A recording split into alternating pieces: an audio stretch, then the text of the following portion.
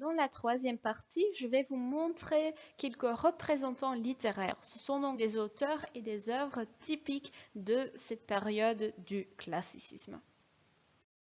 Et on va commencer avec la philosophie. J'ai déjà expliqué que la philosophie est très populaire, on aime bien l'ordre et on aime bien la raison, et ça se montre aussi dans les publications littéraires.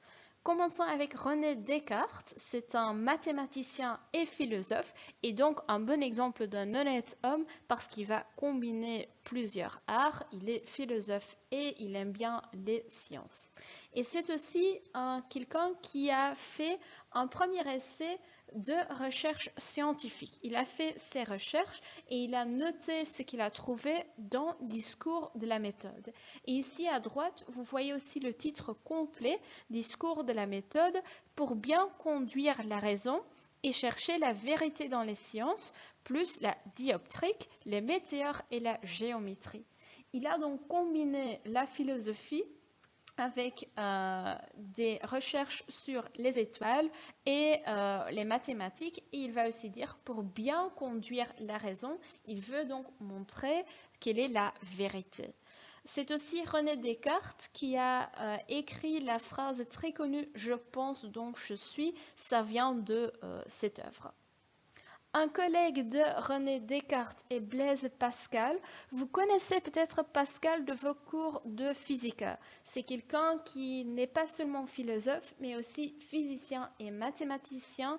Et lui aussi, il a fait beaucoup de recherches scientifiques. Son œuvre le plus connue est Pensées, Gedachten. Et il a fait des pensées sur la religion et sur quelques autres sujets. Et il a surtout fait des efforts raisonnés pour comprendre Dieu. C'est quelqu'un qui aime bien les sciences, mais il croit aussi en Dieu.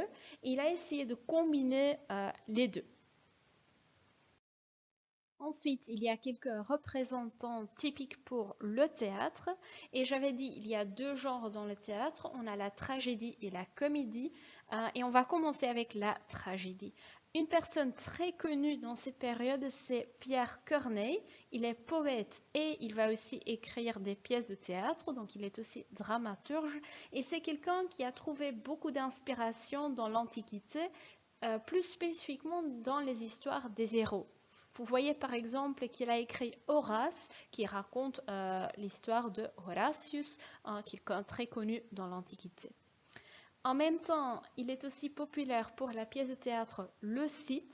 Je dis populaire, mais en même temps, il a aussi fait scandale. On a reproché Pierre Corneille de ne pas avoir respecté les règles esthétiques, très spécifiquement la règle des trois unités.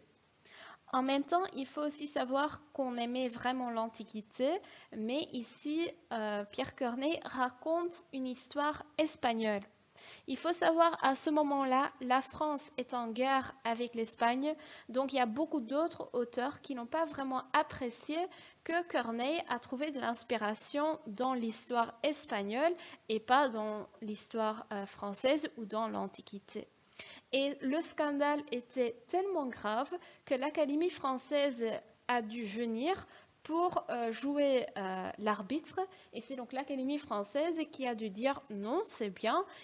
Pierre Corneille a bien respecté les règles. Il n'y a pas de problème ici avec cette pièce de théâtre. Son concurrent pour la tragédie, c'est Jean Racine. Racine est aussi dramaturge et il est membre de cette Académie française. Mais Racine n'a pas vraiment apprécié Corneille.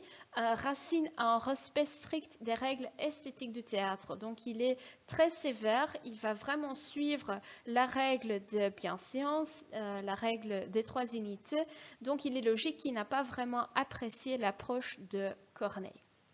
Chez Racine, dans ses tragédies comme Britannicus ou comme Phèdre, on retrouve de nouveau une inspiration de l'Antiquité et lui, il ne va pas toujours choisir les héros comme Corneille le fait, mais il a une préférence pour des personnages qui sont vraiment détruits par leur passion. Donc chez Racine, on voit de vraies tragédies au théâtre. L'autre genre de théâtre qui est populaire à ce moment-là, c'est la comédie. Et là, on doit surtout parler de Molière.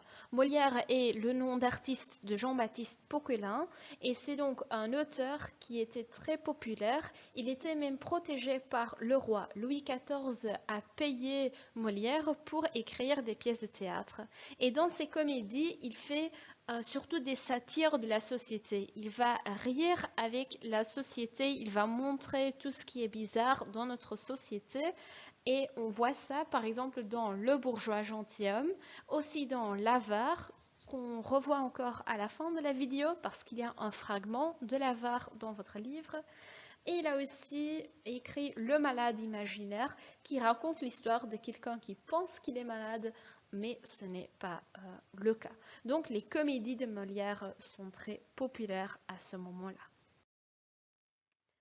Un autre genre, et c'est peut-être un nouveau genre, c'est les contes. Et pour cela, on doit présenter Charles Perrault.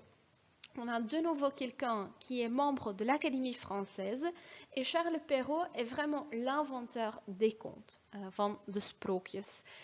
C'était un nouveau genre à ce moment-là et c'était un genre qu'on pouvait utiliser pour instruire le public à l'aide des histoires très simples. Très souvent des histoires sur rime qui sont donc faciles à retenir. Et vous connaissez sans doute les contes de ma mère Loi, de Sprookjes van Moeder Gans. Et là, on a des exemples de contes qu'on connaît encore aujourd'hui. Tout le monde a certainement vu les films Disney de Cendrillon, Assepoester, du Petit Chaperon Rouge, Roodkapje, ou La Belle au Bois dormant, Doornroosje. Ce sont des histoires qu'on connaît encore aujourd'hui, mais qui sont donc écrites par Charles Perrault. Un peu dans le même genre, on a encore Jean de La Fontaine. Jean de La Fontaine était aussi membre de l'Académie française, donc tous ces auteurs se connaissent bien. Et Jean de La Fontaine est connu pour les fables. Les fables ne sont pas nouveaux. Les fables retrouvent déjà leurs origines dans l'Antiquité. Là, on a des auteurs comme Ésope et Phèdre, Aesopus, Phaedros, qui ont déjà écrit des fables. Et Jean de La Fontaine va donc reprendre ces histoires. Il va encore ajouter des fables qu'il a retrouvées dans d'autres cultures, comme la culture indienne.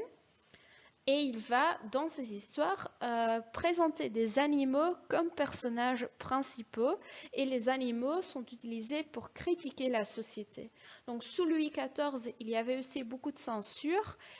On ne pouvait pas vraiment critiquer la société, mais Jean de La Fontaine va utiliser des animaux et ne va pas utiliser des hommes existants. Donc comme ça, il peut échapper à la censure.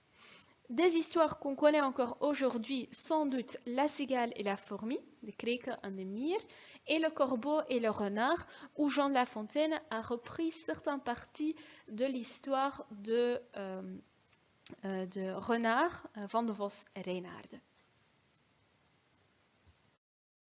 Alors, j'ai déjà